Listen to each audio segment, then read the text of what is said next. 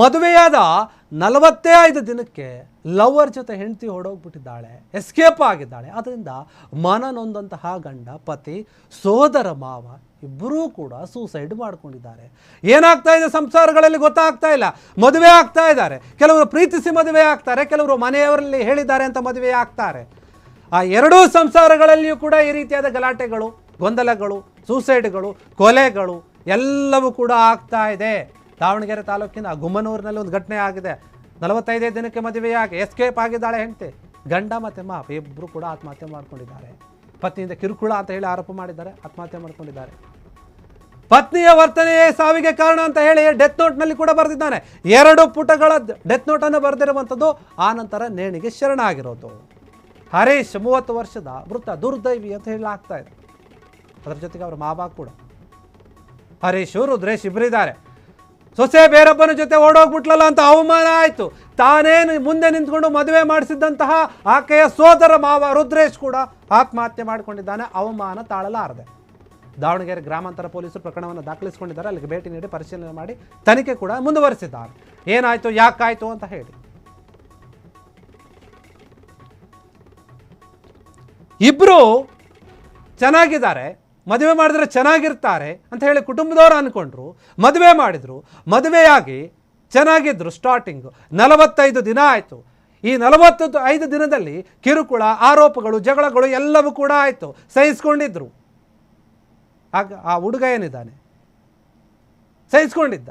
ಆದರೆ ಹೆಂಡತಿಗೆ ಬೇರೊಬ್ಬರು ಲಿಂಕ್ ಇದ್ದಾರೆ, ಲವರ್ ಇದ್ದಾರೆ, ಅವ್ರ ಜೊತೆ ಇರೋಕೇನೆ ಇಷ್ಟ. ಮದುವೆ ಆದವನ ಜೊತೆ ಇರೋಕ್ಕೆ ಇಷ್ಟ ಇಲ್ಲ ಅಂತ ಗೊತ್ತಿರಲಿಲ್ಲ. ಅಥವಾ ಗೊತ್ತಿದ್ದಕ್ಕೆ ಜಗಳ ಆಗ್ತಾಯಿತ್ತೋ, ಮನಸ್ತಾಪ ಆಗ್ತಾಯಿತ್ತೋ, ಕಿರುಕುಳ ಆಗ್ತಾಯಿತ್ತೋ ಗೊತ್ತಿಲ್ಲ. ಮದುವೆ ಆಗಿ ಬರೀ 45 ದಿನಕ್ಕೆ ಈ ಘಟನೆ ನಡೆದಿದೆ. ಸಂಸಾರಗಳಲ್ಲಿ ಏನಾಗ್ತಾ ಇದೆ, ಹೆಣ್ಮಕ್ಳು ಯಾಕೆ ಹಿಂಗೆ ತಯಾರಾಗ್ತಾ ಇದ್ದಾರೆ?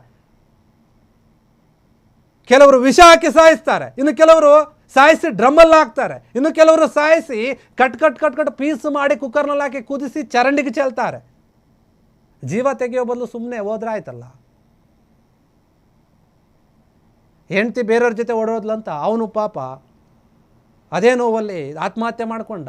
ಇವರಿಬ್ಬರನ್ನ ಮುಂದೆ ನಿಲ್ಲಿಸಿ ಎಲ್ಲ ನಿಂತು ಎಲ್ಲ ಶಾಸ್ತ್ರೋಕ್ತವಾಗಿ ಮದುವೆಯನ್ನು ಮಾಡಿಸಿದಂತಹ ಸೋದರ ಮಾವ ಆತ ಕೂಡ ಆತ್ಮಹತ್ಯೆ ಮಾಡ್ಕೊಂಡ. ನಾನೇ ನಿಂತು ಮದುವೆ ಮಾಡಿಸ್ತೆ, ಎಂಥವ್ರಿಗೆ ಮಾಡಿಸ್ಬಿಟ್ನಲ್ಲ, ನನ್ನ ಮರ್ಯಾದೆ ಹೋಯ್ತಲ್ಲ ಅಂತ ಹೇಳಿ ಆತ ಕೂಡ ನೋವಿಂದಾನೆ ಆತ್ಮಹತ್ಯೆ ಮಾಡ್ಕೊಂಡು. 2 ಜೀವ ಹೋಗಿದೆ. ಒಂದು ಹುಡುಗಿಗೋಸ್ಕರ, ಆಕೆ ಮಾಡಿದಂತಹ ಕೆಲಸಕ್ಕೋಸ್ಕರ. ಹಂಗೇನಾದರೂ ಇದ್ರೆ ನಾನು ಮದುವೆ ಆಗೋದಿಲ್ಲ, ಬೇರೊಬ್ಬರು ಇಷ್ಟ ನನಗೆ, ಅವ್ರ ಜೊತೆನೇ ಇರ್ತೀನಿ, ಮದುವೆ ಆದರೂ ಕೂಡ ನಾನು ಅವ್ರ ಜೊತೆ ಓಡೋಗ್ಬಿಡ್ತೀನಿ ನೋಡಿ ಅಂತ ಮೊದಲೇ ಹೇಳಿದರೆ ಯಾರು ಮದುವೆ ಆಗ್ತಾಯಿದ್ರು? ಆ ಹರೀಶ್ ಏನು ಮಾಡಿದ್ದ ಪಾಪ, ಅವಮಾನ ತಾಳಲಾರದೆ ಆತ್ಮಹತ್ಯೆ ಮಾಡ್ಕೊಂಡಿದ್ದಾರೆ, ಸೂಸೈಡ್ ಮಾಡ್ಕೊಂಡಿದ್ದಾರೆ. ಬರೀ ಸುಮ್ಮನೆ ಸೂಸೈಡ್ ಮಾಡ್ಕೊಂಡಿಲ್ಲ, ಡೆತ್ ನೋಟ್ ಬರೆದಿದ್ದಾನೆ, ಎಲ್ಲ ವಿಚಾರಗಳನ್ನು ಕೂಡ ತಿಳಿಸಿದ್ದಾನೆ. ಅದರಲ್ಲಿ 2 ಪುಟಗಳ ಡೆತ್ ನೋಟ್ ಬರೆದಿರುವಂಥದ್ದು, ಏನೇನಾಯ್ತು ಏನೇನಿಲ್ಲ ಅಂತ ನೇಣು ಬಿದ್ದುಕೊಂಡು ಆತ್ಮಹತ್ಯೆ ಮಾಡ್ಕೊಂಡಿದ್ದಾನೆ. ಹರೀಶ್, ರುದ್ರೇಶ್ ಇಬ್ಬರು ನೀವು ನೋಡ್ತಾ ಇದ್ದೀರ ಫೋಟೋದಲ್ಲಿ, ಅವಿಬ್ಬರು ಕೂಡ ಆತ್ಮಹತ್ಯೆ ಮಾಡ್ಕೊಂಡಿದ್ದಾರೆ. ಮದುವೆ ಮಾಡಿಸಿತ್ತಪ್ಪೋ ಅಥವಾ ಮದುವೆ ಆಗಿತ್ತಪ್ಪೋ ಗೊತ್ತಿಲ್ಲ. ಏನೇನಿದೆ ಡೆತ್ ನೋಟ್ನಲ್ಲಿ ಆ ವಿಚಾರವನ್ನು ನೋಡಿ. ನನ್ನ ಪತ್ನಿ ಏನಿದ್ದಾಳೆ ಅನಗತ್ಯ ಕಿರುಕುಳವನ್ನು ನೀಡ್ತಿದ್ದಾಳೆ, ಬೇರೆ ಯುವಕನೊಂದಿಗೆ ಓಡಿ ಹೋಗಿ ನಾನು ಹಿಂಸೆ ಪಡ್ತಾ ಇದ್ದೀನಿ ಅಂತ ಆರೋಪ ಮಾಡಿದ್ದಾನೆ. ಪತ್ನಿ ಹಾಗೂ ಸಂಬಂಧಿಕರಿಂದ ನನಗೆ ಜೀವ ಬೆದರಿಕೆ ಕೂಡ ಇತ್ತು. ಇದೇ ಕಾರಣಕ್ಕೆ ಬೇಸತ್ತು ಆತ್ಮಹತ್ಯೆಗೆ ಶರಣಾಗ್ತಾ ಇದ್ದೀನಿ, ನಾನು ನನಗೆ ಬದುಕೋಕ್ಕಾಗ್ತಾ ಇಲ್ಲ ಅಂತ ಹೇಳಿ ಡೆತ್ ನೋಟ್ನಲ್ಲಿ ಬರೆದಿದ್ದಾನೆ ಹರೀಶ್. ಪತ್ನಿ ಹಾಗೂ ಆಕೆ ತಂದೆ ತಾಯಿ ಚಿಕ್ಕಪ್ಪ ಏನಿದ್ದಾರೆ ಅವರೆಲ್ಲರೂ ಕೂಡ ಅವರಿಗೆ ಜೀವಾವಧಿ ಶಿಕ್ಷೆ ಆಗಬೇಕು, ಆಸ್ತಿಗಿಂತ ನನಗೆ ಮಾನ ಮುಖ್ಯವಾದ ಕಾರಣ ನಾನು ಈ ನಿರ್ಧಾರಕ್ಕೆ ಬರ್ತಾ ಇದ್ದೀನಿ, ನನ್ನನ್ನು ಕ್ಷಮಿಸಬೇಡಿ ಅಂತ ಹೇಳಿ ಅವರ ಕುಟುಂಬದ ಸದಸ್ಯರಿಗೆ ಹರೀಶ್ ಕ್ಷಮೆಯನ್ನು ಕೂಡ ಕೇಳಿದ್ದಾನೆ. ಪತ್ನಿ ಕಡೆಯವರು ನೀಡಿದಂತಹ ಹಿಂಸೆಗೆ ನನ್ನ ತಂದೆ ತಾಯಿ ಏನಿದ್ದಾರೆ ಅವ್ರಿಗೆ ಕೂಡ ತೊಂದರೆ ಆಗ್ತಾ ಇದೆ. ಅಮ್ಮ ಅಪ್ಪ ನನ್ನ ಕ್ಷಮಿಸಿಬಿಡಿ, ನನ್ನ ಹೆಂಡತಿಯಿಂದ ನನಗೆ ತೊಂದರೆ ಆಗ್ತಾ ಇದೆ, ಬೇರೆಯವ್ರ ಜೊತೆ ಸಂಬಂಧ ಇದೆ, ಓಡೋಗಿದ್ದಾರೆ, ಆ ಹಿಂಸೆ ನನಗೆ ತಡ್ಕೊಳಕ್ಕಾಗ್ತಾ ಇಲ್ಲ, ನೋವಾಗ್ತಾ ಇದೆ. ಅಷ್ಟೇ ಅಲ್ಲ, ನನ್ನ ಹೆಂಡತಿ ಮನೆ ಕಡೆಯವರು ಏನಿದ್ದಾರೆ ಸಂಬಂಧಿಕರು ಅವರು ನನಗೆ ಜೀವ ಬೆದರಿಕೆ ಆಗ್ತಾ ಇದ್ದಾರೆ.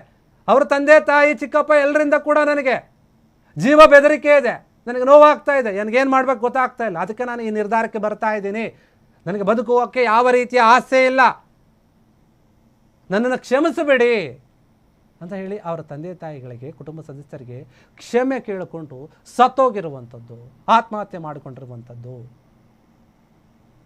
ನನ್ನ ತಂದೆ ತಾಯಿ ನೀವು ಚೆನ್ನಾಗಿರಿ, ಅವ್ರಿಗೆ ಯಾರು ಕಿರುಕುಳ ಕೊಡಬಾರ್ದು, ಕೊಟ್ಟರೆ ಅವ್ರಿಗೆ ಶಿಕ್ಷೆ ಆಗಲಿ. ನನಗೆ ಯಾರು ಜೀವ ಬೆದರಿಕೆ ಆಗಿದ್ರಲ್ಲ ಅವ್ರಿಗೆ ಜೀವಾವಧಿ ಶಿಕ್ಷೆ ಆಗಬೇಕು, ಸುಮ್ಮನೆ ಅಲ್ಲ ಅಂತ ಡೆತ್ ನೋಟ್ನಲ್ಲಿ ಬರೆದುಕೊಂಡಿದ್ದಾನೆ. ಇದು ಹರೀಶ್ ಬರೆದಿರುವಂತಹ ಡೆತ್ ನೋಟ್ನಲ್ಲಿರುವಂತಹ ವಿಚಾರ, ಮುಖ್ಯವಾದ ಅಂಶಗಳಿವು. 2 ಪುಟಗಳದ್ದು ಬರೆದಿದ್ದಾನೆ. ಇದರಲ್ಲಿ ತುಂಬ ಮುಖ್ಯವಾದ ವಿಚಾರ ಇದೆ ಇರುವಂಥದ್ದು. ನೋಡಿ, ಬೇರೆಯವ್ರ ಜೊತೆ ಸಂಬಂಧ ಇಟ್ಕೊಂಡು ಏನೇನಾಗ್ತಾ ಇದೆ ಸಮಸ್ಯೆಗಳು, ಸಂಬಂಧದಲ್ಲಿ ಈ ರೀತಿಯಾದಂತಹ ಘಟನೆಗಳು ಪದೇ ಪದೇ ಆಗ್ತಾ ಇದೆ ಸಮಾಜದಲ್ಲಿ. ಅದು ಜೀವ ಕಳೆದುಕೊಂಡು ಈ ರೀತಿಯಾಗಿ ಸಂಸಾರವನ್ನು ಹಾಳು ಮಾಡಿಕೊಳ್ತಾ ಇದ್ದಾರೆ. ಇಲ್ಲಿ ಕೆಲವೊಂದು ವಿಚಾರಗಳಲ್ಲಿ, ಎಲ್ಲ ವಿಚಾರದಲ್ಲಿ ಹೆಣ್ಮಕ್ಳು ತಪ್ಪಿದ್ದಾರೆ ಅಂತ ಹೇಳೋಕ್ಕಾಗಲ್ಲ. ಗಂಡ್ಮಕ್ಳದ್ದು ಕೆಲವೊಂದು ವಿಚಾರದಲ್ಲಿ ತಪ್ಪಿರುತ್ತೆ, ಹೆಣ್ಮಕ್ಳದ್ದು ಇರುತ್ತೆ. ಇಬ್ಬರು ಅರ್ಥ ಮಾಡಿಕೊಂಡು ಸುಧಾರಿಸ್ಕೊಂಡು ಹೋದರೆ ಮಾತ್ರ ಸಂಸಾರ ಚೆನ್ನಾಗಿರುತ್ತೆ. ಇಲ್ಲ ಅಂತಂದರೆ ಹಿಂಗೆ ಆಗುತ್ತೆ. ಸಾಯಬೇಕು, ಇಲ್ಲಾಂದರೆ ಮರ್ಯಾದೆಯನ್ನು ಕಳ್ಕೊಳ್ಬೇಕು. 3 ಬಿಟ್ಟವ್ರು ಹೆಂಗಾದರೂ ಬದುಕ್ತಾರೆ. ನನಗೆ ನಾಚಿಕೆ ಮಾನ ಮರ್ಯಾದೆ ಏನಿಲ್ಲ, ನಾನು ನನ್ನಂಗೆ ಬದುಕ್ತೀನಿ ಅನ್ನೋರು. ಇನ್ನೊಬ್ಬರು ಎದುರ್ಕೊಳ್ಳೋರು ಏನು ಮಾಡ್ತಾರೆ, ಹಿಂಗೆ ಆತ್ಮಹತ್ಯೆ ಮಾಡ್ಕೊಳ್ತಾರೆ. ಇನ್ನು ಕೆಲವರು ನಾನು ಸರಿಯಾಗಿದ್ದೀನಿ, ಯಾರಿಗೂ ಕೂಡ ಎದುರ್ಕೊಳ್ಳೋ ಅಗತ್ಯ ಇಲ್ಲ ಅಂತ ಹೇಳಿ ಬದುಕ್ತಾರೆ. ಅದೇನೇ ಇದ್ದರೂ ಕೂಡ ಜೀವವನ್ನು ಕಳೆದುಕೊಳ್ಳೋದು ತಪ್ಪು. ಏನೇ ಇದ್ದರೂ ಮಾತಾಡಿಕೊಂಡು ಬಗೆಹರಿಸ್ಕೊಂಡಿದ್ರೆ ಚೆನ್ನಾಗಿರೋದು. ಇಲ್ಲ ಬೇಡ ನೀನು ಹೋದ್ರೇನು ಇನ್ನೊಬ್ಬರನ್ನು ಸಿಗ್ತಾರೆ ಅಂತ ಅನ್ನೋ ಲೆಕ್ಕಾಚಾರದಲ್ಲಿ ಬರಬೇಕು. ಇಲ್ಲ ಅಂದರೆ ಗಂಡ್ಮಕ್ಳಿಗೆ ಉಳಿಗಾಲ ಇಲ್ಲ.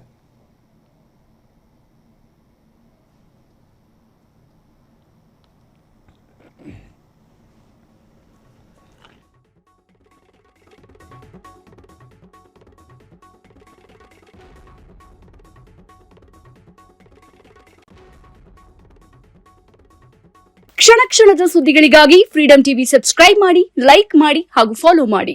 ಹೊಸ ಸುದ್ದಿಗಳ ನೋಟಿಫಿಕೇಶನ್ಗಾಗಿ ಬೆಲ್ ಐಕಾನ್ ಮೇಲೆ ಕ್ಲಿಕ್ ಮಾಡಿ.